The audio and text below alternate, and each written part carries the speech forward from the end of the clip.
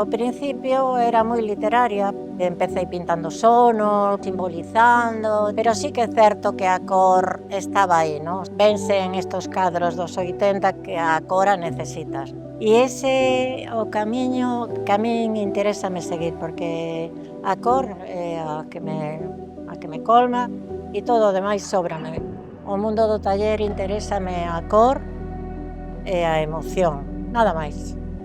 Aquí parece que hai uns violetas e uns laranxas, pero realmente hai moitos máis colores debaixo que son os que consigues o contraste, non? Conseguir a sensación, conseguir a emoción con pouco.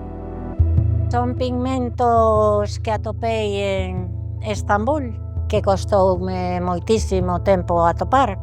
Vas mezclando as cores hasta que consigues o que queres. A veces o cadro non consigue decirche que tes que facer, porque é o cadro que che di, oye, mete aquí isto, saca isto. O sea, non é un traballo de estudio, é un traballo máis de taller.